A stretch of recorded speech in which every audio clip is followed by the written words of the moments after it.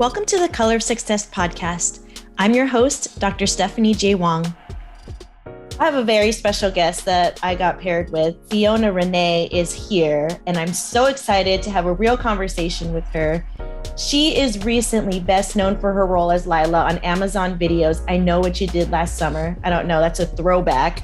If anyone's seen the old school one, I don't want to share my age, but she also starred as Cara Lee on ABC's Stumptown. Her other credits include Grey's Anatomy, Fox's LA Finest, and CW's Jane the Virgin. She is also a successful voiceover actor in animation, radio, promo, narrative, and commercial. Alongside acting, Fiona has worked extensively in theater and animation, in addition to voiceover work, and has worked as an interactive performance director, creative consultant, and performance manager. Again, I invite another badass to the show. Fiona, thank you so much for joining me. Yo, I love that intro. Thank you. Absolutely. Hyping me up. Oh, I mean, there was more, but I did want to keep it brief for the folks out there to engage them. But what I was very impressed about is that you've moved everywhere, girl. And so I'm just wondering, what was that like? How did that impact mental health? Oh my gosh, I can talk about this forever. I hope your listeners have some time. I was born in Montana, and then everyone asked if I was a military brat, and my parents were both in my dad was in the Air Force. My mom was in the Army. That's how they met. Wow. They got married like 4 days after meeting each other. But everyone thought that it was for the military. And my dad was just kind of like on this hunt for the next best job. So he would get a job and then he'd get an offer and be like, all right, we got to move to this next place. Or, they want me to transfer. And so it was always really kind of my dad's work that moved us. And so it was every year a different town. And pros and cons, like intense pros and cons. Cons being the obvious, like difficulty making friends, never having any consistency or stability. And for a child, like it's so obviously important. But so many pros, especially being an actor now, so many pros have come from that I'm so grateful for. Like the fact that I feel comfortable walking into a room of strangers, that is actually my most comfortable space. So, auditions and going to a new set feels totally normal. And, I feel like now I've been in this house for little under 2 years and I'm like, okay, should I move? Should I? I imagine it's hard to, stick with one place for a little bit of time. And also with acting, right? There's a transient nature to it. Yeah. I got too much stuff now that I'm like, moving is like, let's just throw it all away. Just get rid of it and start fresh. But I don't know. I think I'm finding like a decent middle ground now to try and like kind of have both. I feel like that's my motto of this year is like, you can have both. You can have your cake and eat it too. Absolutely. It just takes a little bit of juggling and some balance and some work. But, when I was shooting, I Know What You Did Last Summer, we shot in Hawaii for 5.5 months. Awesome. I just came back from Kona. Oh God, that place is literally a heaven on earth. Well, it was a little hot for me, but I did very much enjoy having a change of scenery from the Bay Area for sure. Of course. I mean, whether you're there for 2 days or 2 months, like it's such a beautiful space. And I came across this notion of like, okay, do I get rid of my place or do I find a way to keep it because I love my home, and how do I have both? And the universe was so good to me. A friend of mine subletted for me, took care of my cats, took care of my home. And I think that's the dream goal, is to be able to actually have a home base that, I don't leave and that I consistently take care of, but that I can still go off and journey and explore and adventure and have something to come back home to. And the people in Hawaii. And the food. Yes. It's hard to stay healthy there though, because it's hard to find vegetables. Yeah. All you get is fruit, fresh fruit, and fried foods and poke. Yeah. Sorry, you said your husband?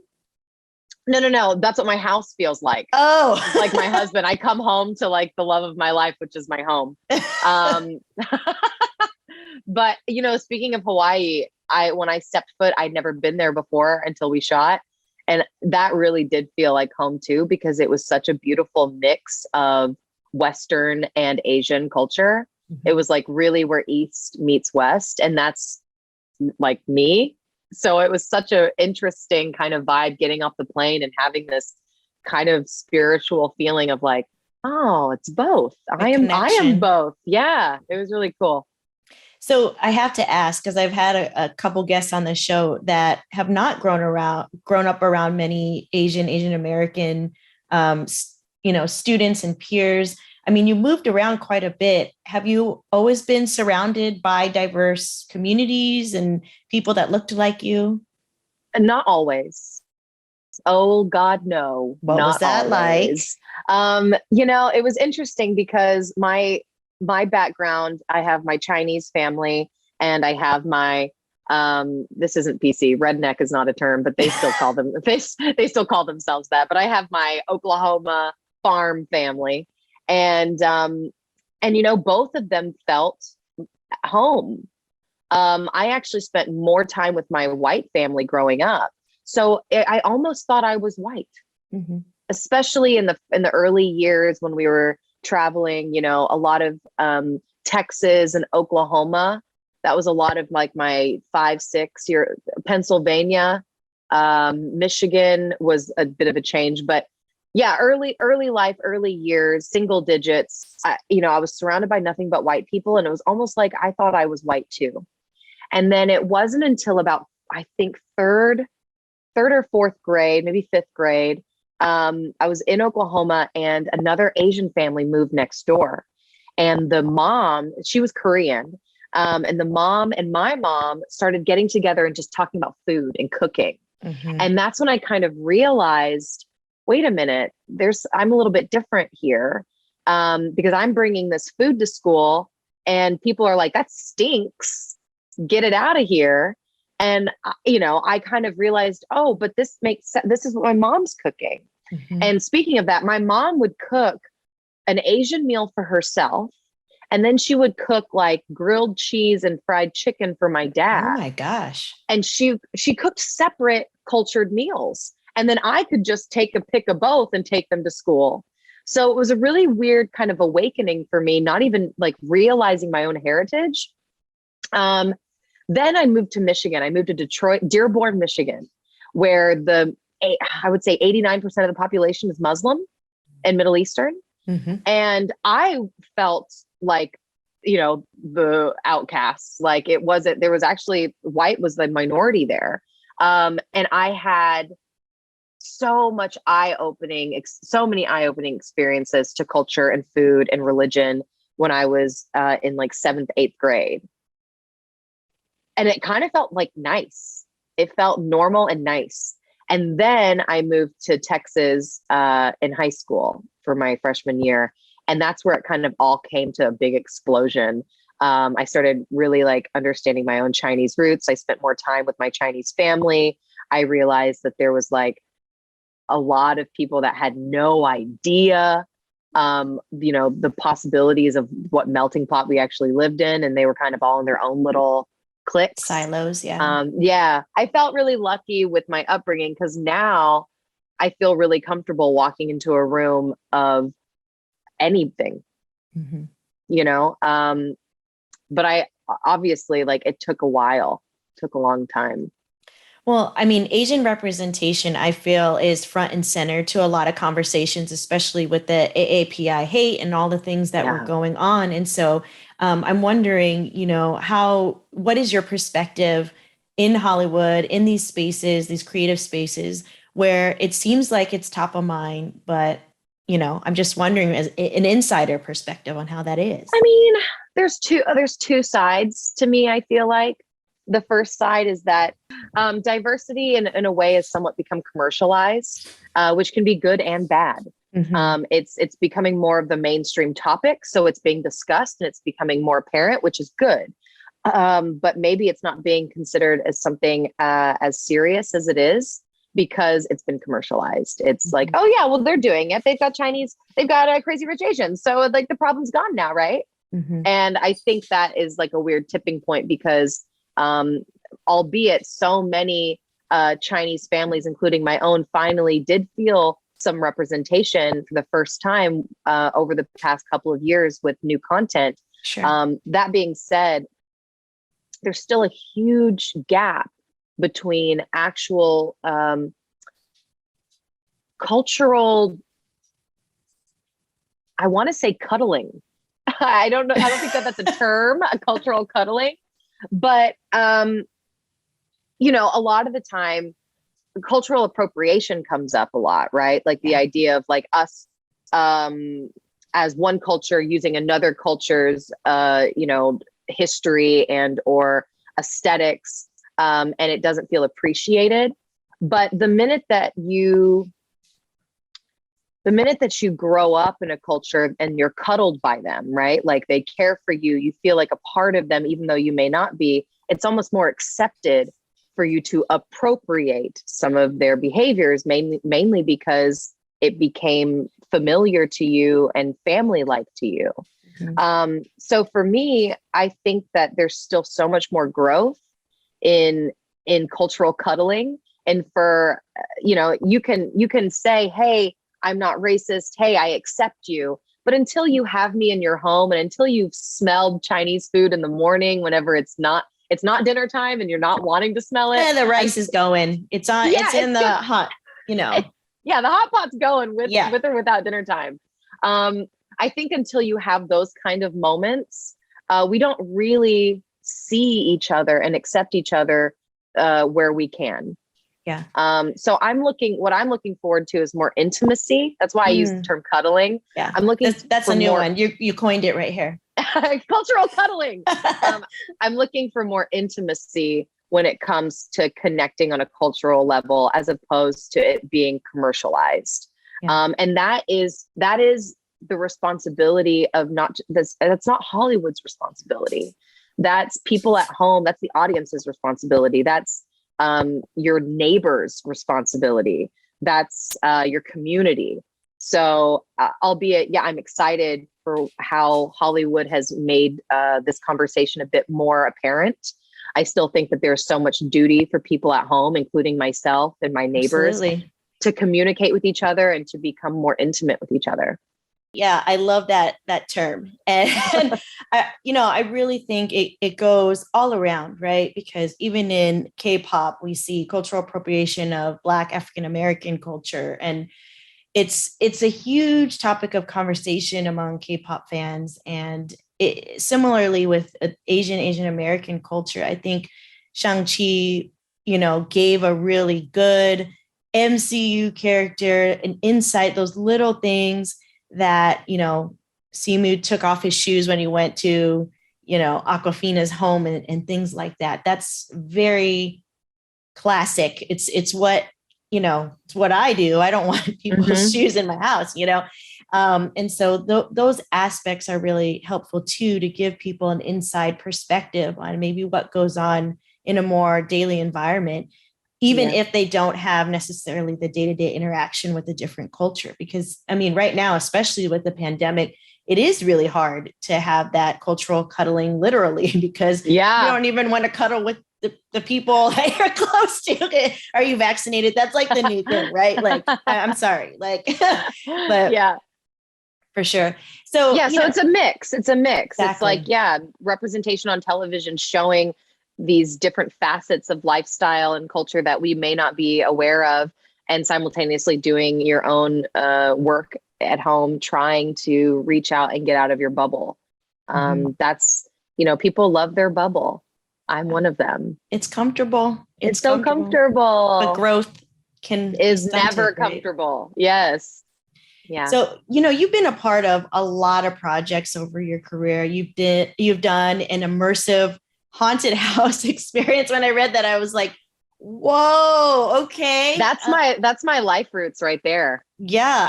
Tell me more about, your past projects and maybe one of the most transformative ones that have helped you kind of cope with mental health issues through your art and your acting. Oh, wow. immersive and interactive acting. That's why I am so passionate about it. I'm on the board of directors for a nonprofit called the Game Academy. They focus solely on RPGs for education, social and emotional education. I'm working on my own nonprofit collaboration in my my family's hometown of Shawnee, Oklahoma.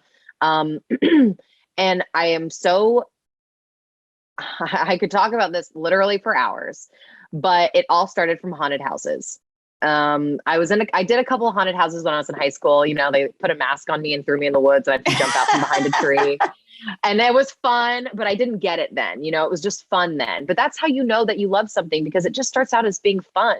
Yeah. And then the roots start to sink in and you want to cultivate and keep that fun going, which takes work.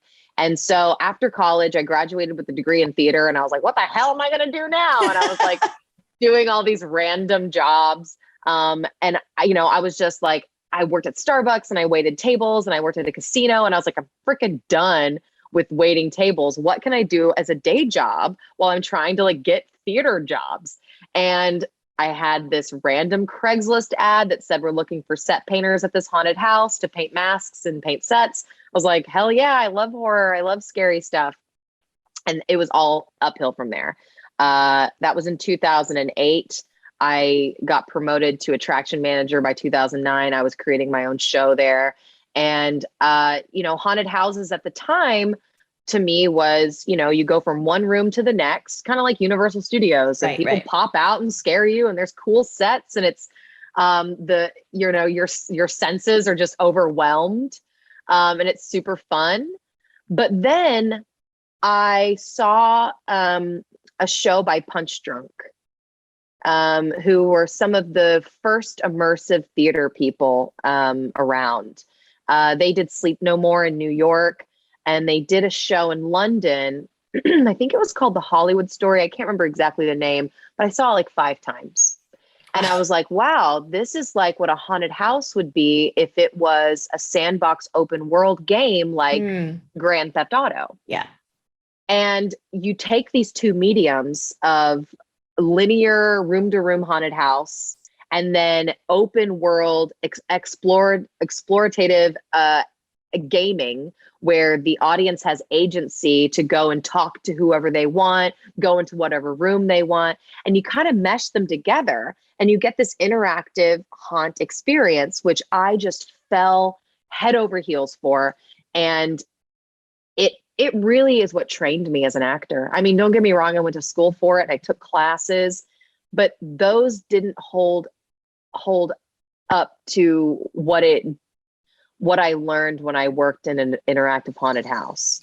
I can feel the passion radiating through the screen, and I was going to say you were ahead of your time because now people are on YouTube and on TikTok, like scaring the crap out of people in bushes with, with these masks. Right. So I just pictured that like you were the trailblazer in, scaring the crap out of people. It's so human of us to want to tap into our own monster and not feel guilty.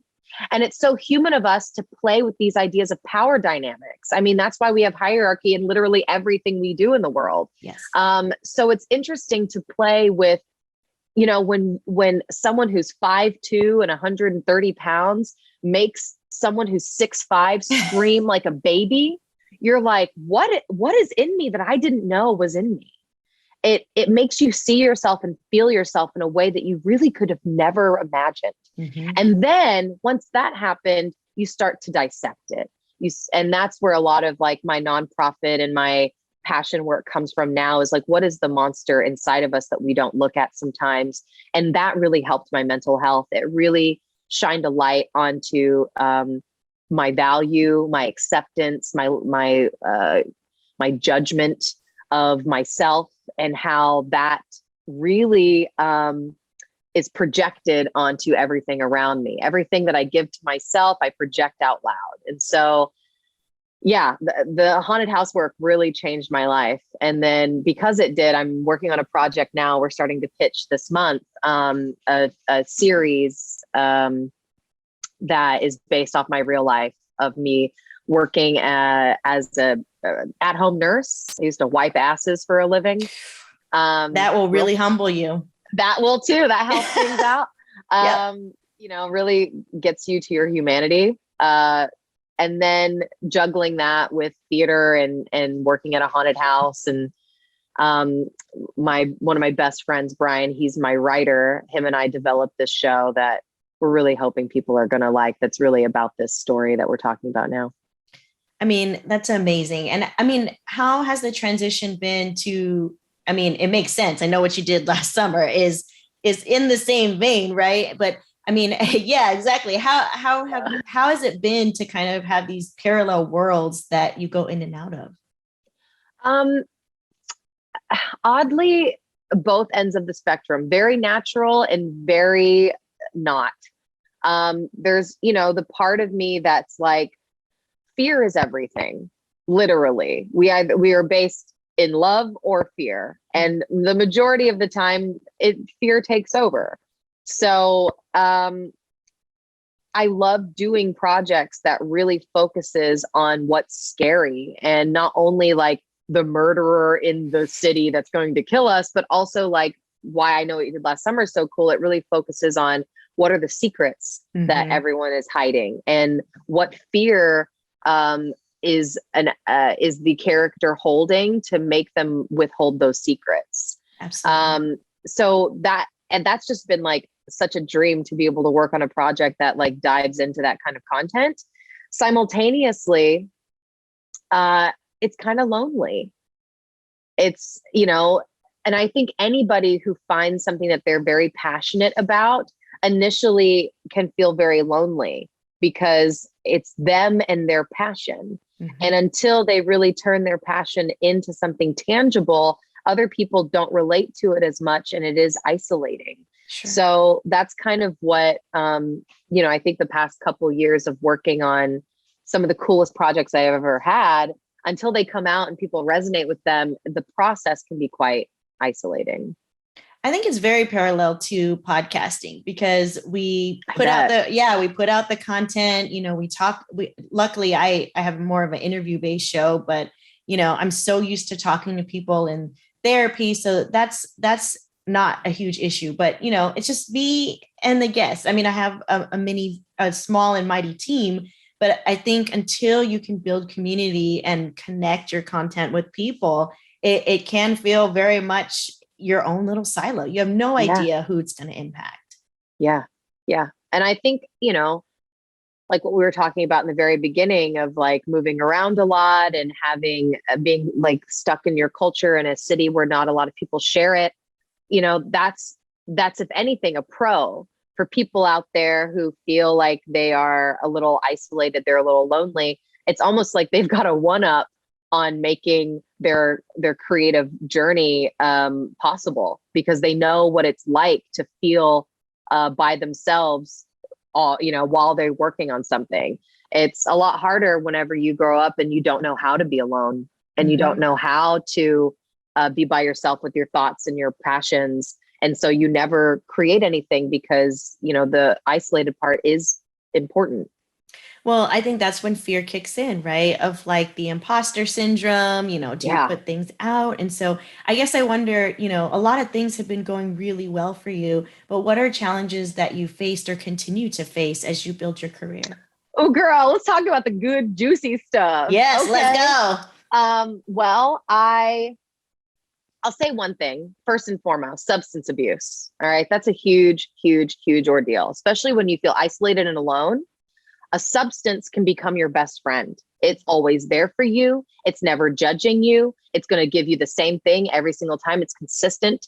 And so I've dabbled throughout the years, especially growing up as a child, with different kinds of substances, right?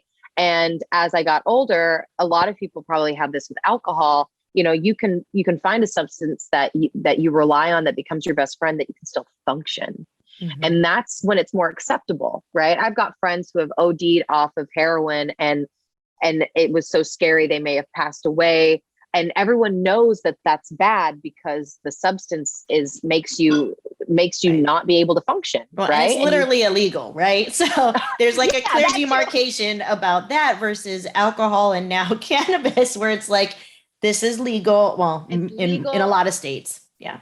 In California, it's Oklahoma. It's legalized. That means it's acceptable. I can function. So it can't be bad. Right. And I think that that's where I landed. I had been smoking marijuana pretty heavily. My mother passed away in 2016. And a coping mechanism for me was getting stoned. It really numbed a lot of the pain. And at the time, it really helped me. It really softened the blow, and it held me when I just wanted to cry for hours. I would smoke a bit of weed, and then I would be like, you know what? The universe has me. Everything's okay. And I would get motivated to go play and have fun. Not everyone responds to marijuana that way, just like not everyone responds to alcohol the same way. I can't drink. I just fall asleep and get red and itchy. But there's the Chinese side in you. That's my glow. Yeah. But it was definitely a great thing for me at one point. And then the dependency kicked in. And it really became something that was harming me. It was holding me back from intimacy and relationships. It was stopping me from facing myself. And when quarantine hit and COVID hit in 2020, I found myself not only isolated, but isolating with a substance that was holding me back from connecting with myself. And, that's the one thing about isolation, is that it gives you the opportunity to face yourself and connect with parts of yourself that you haven't. And I wasn't doing that. I was smoking it away. So I went to rehab in September of 2020 for a month. And a lot of people in rehab were like, why the hell are you here? You just smoke weed. We've got real problems. But, addiction is a funny thing, whether it's codependency on another human being, whether it's codependency on a substance, a habit. And I really needed to learn how I dealt with my addictive habits, whether that was food, whether that was marijuana, whether that was sex and love. And I, the minute that I stopped smoking weed, I was like, maybe I'll drink alcohol. Maybe I'll date more. Maybe I'll eat this whole pie. Yeah. There's like a replacement. You're seeking a replacement for that. Transference. And you really that has been my biggest struggle. And I think a lot of people resonate with that, with the fact that like being alone with yourself and just sitting and not accomplishing anything, not achieving, not showing, not validating, and not having a substance to consume. It's so goddamn hard. Just being, right. And the society is set up so that it fosters the loneliness to some extent, right? You can scroll through social media for hours and hours and look at how your life, compares to someone else's or whatever. And, actually, that's everyone's human. And I specialize in substance abuse treatment. And what you said, I'm so glad that you spilled the beans on this, because it really needs to be talked about a lot. We see in magazines of all these celebrities and so forth, like going to rehab, and we're all like judgy about them. But at the same time, it's like, this is a human issue, and a human issue and a pandemic in itself that's been going on for years. The opioid, pandemic and so epidemic and so forth. And so, I think it's so vulnerable and admirable that you talked about it, because I did an episode on a brief episode on addiction. And the thing is, most things in excess can be an addiction, right? Yeah. If you think about even those that exercise nonstop to the point of being unhealthy, or bulimia and laxatives and so forth, everything can kind of be at that point. So it's more about, like you said, balance and being present, which is very difficult in society today. Period. No matter what your job is, no matter what your community is. And that's the key for me. So I've always been an extreme person, whether it was extreme with my emotions, extreme with my habits. And I've really learned, and I'm not perfect yet. And I don't think I ever freaking will be, but at least my awareness is daily letting me know, hey, you've made a little bit of progression. So pat yourself on the freaking back. And if you fall or you fail, that is just a tiny hiccup up the mountain, girl. Like, you got this. There are many, many, many times where I just can't freaking do it. And I fail miserably. And I realize that community, people that care about me, that know me, that have seen my struggles, that have seen my dark sides, people that I trust to not judge me, they're the ones that help me out 9 times out of 10. So like my willpower, don't get me wrong, I am a alpha female, they, them. I love it. Right? I will push, and I've got willpower, but willpower is nothing when it comes to addiction at times, because your willpower says, well, no, you can. It justifies and it rationalizes, and you almost can't trust it. So you have to have a community that you trust almost more. And I got to give it up to my friends, man, because without them, like, I don't know where I'd be. I have no idea. You really need people that are honest and will check you on your S, so to speak, your stuff. And I think that that's really, really important, because what brings intimacy, going back to that, is having people that can tell you when you're messing up, you know, even though it's not illegal. You're not taking it personally and getting mad at them, but you actually trusting and respecting their opinion. And that, I think that with the celebrity thing is so hard, because, you know, the minute that I got a blue tick, all these people came out the woodworks. They want to be saying, hey, what's up, girl? How you doing? The minute they see you on TV, they got stuff to say, right? But the people that never, you know, they're proud of me, but they don't really know you. Those are they don't know what I'm like when I'm a mess. And they probably wouldn't want to be around it, right? It's not easy. It's not sexy. It's not fun. It's not fame. It's like, oh, I just want to eat donuts and cry. And they're like, which is also very human. Right.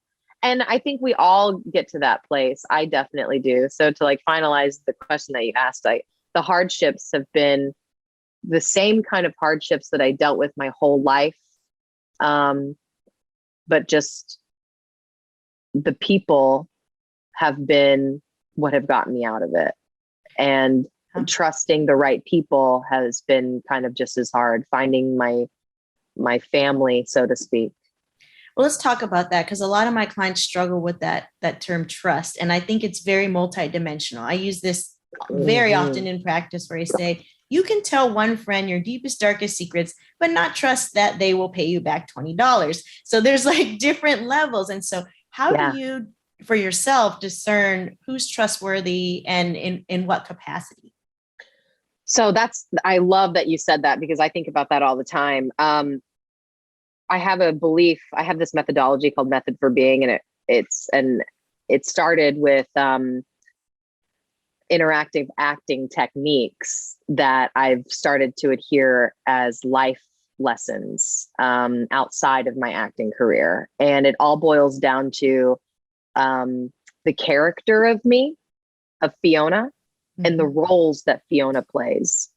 So the character of me is contradiction. I am happy, I am sad, I am good, I am bad, I am all of the things that contradict each other. But when I play a role, people don't expect things of Fiona. They expect things of that role, the role of daughter, the role of teacher, the role of friend.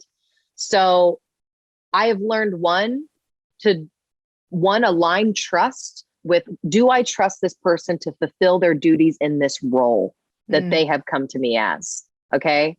Then, and do we have the same definition of what this role entails? And that is one definition of trust that has helped me really in my professional life and my relationships outside of, like, you know, even romantic, right? Sure. What is the role of boyfriend? What is the role of husband? Do we have the same agreements on that? And then there's trust with, do you have the ability to hold space for me? That is a totally separate, completely different, otherworldly dimension kind of trust. And it takes time to know, because sometimes I don't even know how much space I take up. So how much space are you going to need to hold me? I don't know. And it goes back to cuddling, metaphorically speaking. Yeah, really. So what I've noticed is trust is time. The biggest form of trust is time. What have, what has been the consistency over time? And I can trust that you will hold up that consistency over time. And when I'm in a space where I can't see myself, that is the hardest space to be, where I don't know what I need, right? I'm the CEO of my own company. I have people working for me. I can delegate all day long if I know what I need to get done. But if I look in the mirror and I don't know what I need, I can't delegate that out to anybody. You can't communicate it to other people. No. So the biggest and best and most beautiful form of trust for me is, who are the people in my life that I don't need to communicate, I don't need to explain. But if I say, I don't know myself right now, can you hold space for me? They can either hold that space, that's one kind of person, and just hold me, or they can hold that space and they can push me up and move me to a perspective where I can start to see myself again. Both of those people are so very goddamn important. That's so beautifully said. Thank you. And that's like, I would, if I can't trust that person to pay me back $5, I don't give a shit. But can you hold space for me? That's keep the $5. Okay. Yeah, I love that. Well, that's so inspirational. And one last thing about, juicy stuff or difficulty is, you mentioned that a lot of the substance abuse came in, especially dealing with grief. And I'm wondering, what is your perspective on how to process it? I mean, I'm not, it's apples and oranges, but I just lost my 17-year-old first fur baby in November. And I have never experienced that kind. I know, because we're fur baby lovers. I've never experienced that kind of emptiness and pain, right? And my dog died, my fur baby died in my arms. Oh my God. I didn't mean to make you cry. No, girl, I'm empathy all over the place. Please. Thank you. Yeah, he died in my arms, and then my family's arms wrapped around us. Oh, that's so beautiful. I mean, he went on his own terms with us. Like, we were planning on taking him to the vet, that day, but it just kind of happened that way. But how have you been able to process your grief? I love talking about grief. I think it's the most important thing in the whole world, because it is the parallel of the smallest thing called change. It is the biggest form of change. And we know we don't like change. Humans don't like change. So of course we're not going to like grief. It's painful and uncomfortable and horrible, and we don't know how to deal with it. One, I think, how many people in the world can say that they've had a consistent relationship with someone for 17 years? That's a really good point. Period. Yeah. Right. So fur baby or not, when you have a relationship with something or someone for that long of time, and then you lose it, like, of course, it doesn't matter what it is, whether it's a cat or a drug or a human, it's going to be grief that we experience. I do believe in the cycle of grief, these stages that different scientists have come up with. There's multiple different perspectives of it, but I think all of them are accurate, that we move through grief, that it is not just a singular place, that it is multiple places that we move through. And back and forth too. Yes. That it's not linear either, that it is movement, and movement is not linear. That's why I love interactive stuff so much, because of that exact concept. What I would say is that it is the best teacher that we have in this life, to understand how we as an individual move through grief. I think if there was a lesson if there was only one lesson that a human could learn in this lifetime, I think it would be that, is how can you feel comfortable moving through and around grief? Because the more we understand that, and the more we can be in those spaces, the more we can experience life. So it's kind of a funny contradiction that the more we understand how we deal with death is the way that we can experience life. It's so silly and contradictory, but it's so true. The minute my mom died, I moved through so many spaces, but I lived so hard.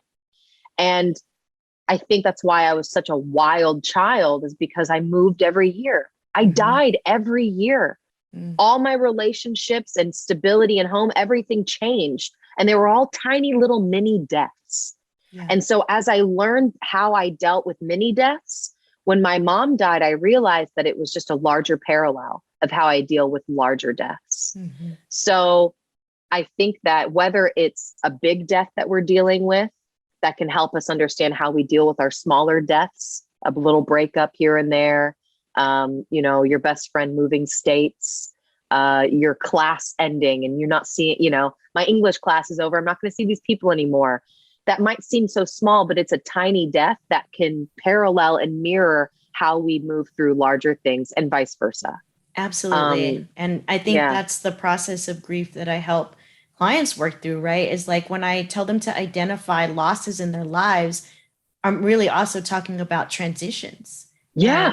And moving is a perfect example, or when their parents separate or whatnot. Those are all aspects where times have changed, you changed, the people around you have changed, and your relationship to yourself and others. Yeah. And you know, the funny thing, moving back to substance, is that when I quit smoking marijuana, I wrote a letter to marijuana saying, we have to break up. I can't have this relationship anymore. This relationship is no longer serving me. So we need to change this relationship. And a really scary thing about addiction is there are some addictions where you have to quit completely. You have to say goodbye. My friend John, rest in peace. He cannot just do heroin once every 6 months and be okay. He has to stop forever. That is that kind of change in a relationship, a true death. But then there's also a change in relationship where, how do I, like sex? I don't ever just want to stop having sex completely forever. That's human too. Yeah. Right. So how do I change my relationship? Say if I'm a sex addict and I'm using this substance, this relationship for negative, that this relationship with sex is no longer serving me, it's hurting me, but I don't want to just ex-nay it like the heroin. How do I create a new relationship with it? And I think both of those things are part of how we move through change. How do we say goodbye forever? And how do we redefine a new relationship with this thing? You know, I still talk to my mom. She's sitting over here on my bookshelf. I have my dog's ashes on, you know. And I think that's so important. It's she's gone forever, but I've still redefined this relationship with her. So I think that you can have both. And it's very intimate and personal for every single person. And there's no one way to have it, but it all is inside the bubble of moving through the death of it all. I mean, this got really vulnerable and I love that because I feel closer to you, especially when, you know, people get real and talk about these things. And I'm sure that's why people, you know, connect with you.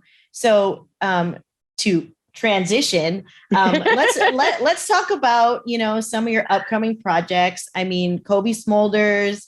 Love her. Oh my goodness. She is literally a household name here because we love Agents of S.H.I.E.L.D., the MCU universe and all that. But how, you know, what is coming up for you? You also started an education program. Like, tell us more about what we can see in the new year. You know, it's all kind of at an arm's length for me too right now. I'll be in Lincoln Lawyer, which is coming out in January. I'm going to be shooting a couple of guest stars in January for some new shows. So you'll see me on random screens here and there. Excuse me. I am developing, like I said, my show. We're pitching it out this month. So hopefully it will be in development soon. I'm developing with a couple of nonprofits back home in Shawnee, a space for substance abuse and mental health that I'm like very focused on. And my best friend, Austin, who is a professor at Purdue, him and I have been writing the book to kind of go along with our methodology, Method for Being. I'm always working with the Game Academy, the nonprofit based out of the Bay Area. Mm-hmm. I love doing RPGs. I think interactive story play is like so fun that, you know, if someone wants me to join in as an NPC on their RPG, give me a call. I'll be there. I'm still doing freeform voiceover, still doing promos and lots of VO for them. So, you know, turn on freeform, you'll probably hear my voice. But yeah, I'm just like constantly like spinning plates, and it's so far-fetched on like what's going to come first or what's going to be the biggest or what's going to hit the hardest, you know, like, I don't know. But I don't see myself stopping anytime soon. So I'm sure there'll be plenty of stuff for people to check out. Oh, I can't wait. I mean, one of the things that your company mentioned was We Are OFK. Can you tell me more about that? Ooh, that's the big one. I can't believe I didn't mention it. We Are OFK premieres on PS4, PS5, and PC in 2022. It is right up my alley because, albeit it is a game, it is an interactive narrative.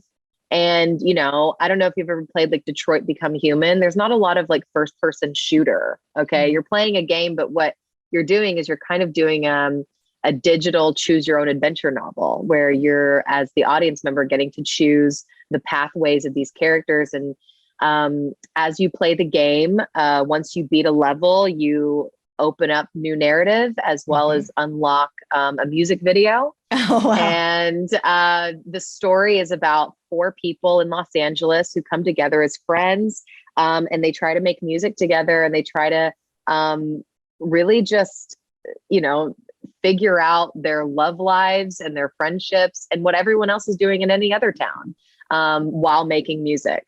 And as you play, you unlock more relationships, you unlock history, you unlock story.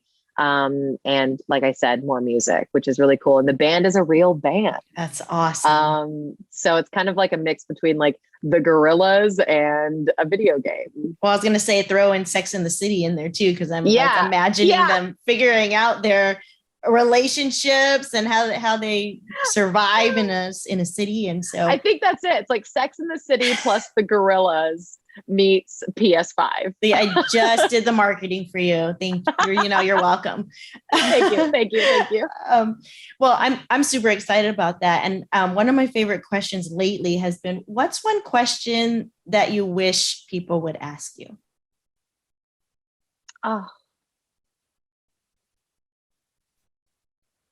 Oh, wow. What a great question.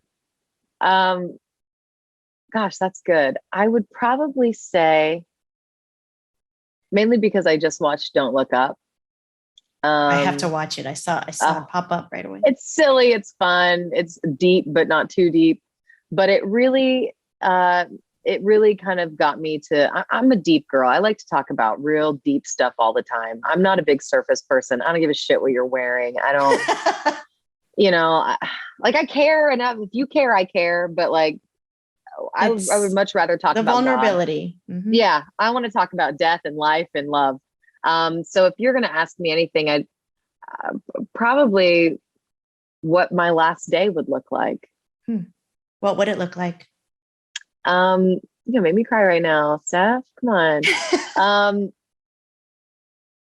I would have a small party, not too big to where I can't talk to people. Mm-hmm. But a small dinner party where all the people that I love gather together in a room, and we cook and we laugh and we share. And it would be quite boring, I think, in the sense of like, we're not jumping out of planes and we're not getting super fucked up and we're not climbing to the top of Mount Everest. We're just getting together in we're present in someone's living room, chopping some carrots, making a stew, talking to each other, being with each other. Well, I strongly believe that ordinary can be extraordinary. And I think a lot of times people forget that the mundane, so to speak, is a blessing. It's the biggest blessing. Yeah. You just made me cry again. I have that effect on people, I think, in a good way. But, I don't know if you've read Dr. Irv Yalom's Staring at the Sun, but he talks about death anxiety. And I think it's just a good fit for what we're talking about in terms of as we get closer, at least to death, so to speak, like losing someone closest to us, we start to think of our own death. And I think that a lot of times, like you mentioned, in society, people shun away from that. And they're very uncomfortable conversations. Like when my dad has the conversation with me about, how am I going to take care of things and things like that? I'm like, I don't want to, why do I have to have this conversation with you? And at the same time, I gave him the space to do it because there's something beautiful about him entrusting me with certain information and what his wishes are. If, knock on wood, that doesn't come soon, but, just that aspect. So, but they will, right? They will come eventually. It's inevitable. Yeah. I think that you hit the nail on the head there is like, once death becomes something that we are not anxious about, and once we feel somewhat comfortable in that space, life just turns into something totally different. Mm-hmm. Absolutely. Yeah. So, I'm super excited for your new projects. You're such a beautiful, beautiful soul. And so I definitely want to continue to stay connected, give you space. And so what are kind of your words for the new year? I'm not a big new year, new me, new year, blah, blah, blah. Me neither.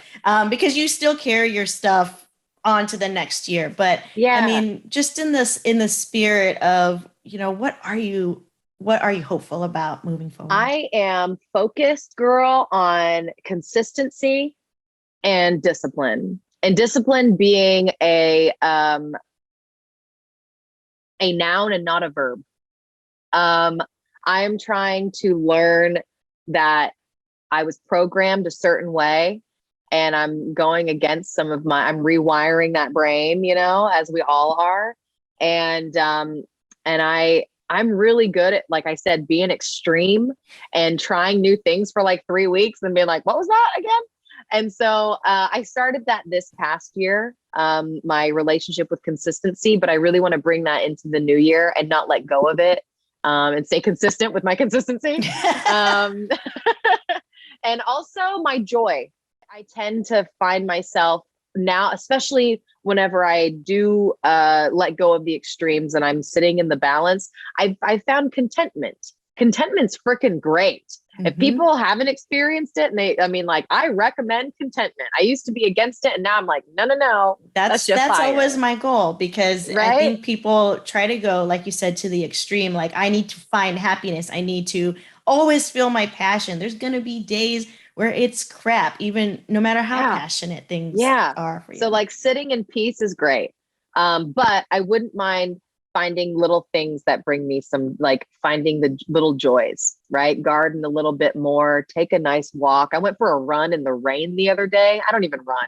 Okay. It's refreshing though. It was just like, I experienced something that was so basic on a different level that brought me just a little bit of joy. So I'm into that. I'm into that 2022. I love that. Finding joy and being consistent with your consistency. Yeah. Well, thank you so much. Thank you so much for listening to the Color Success Podcast. Listen, like, subscribe on all major streaming platforms, YouTube, IG, and if you want exclusive content, you can join our Patreon. All links can be found at colorofsuccesspodcast.com.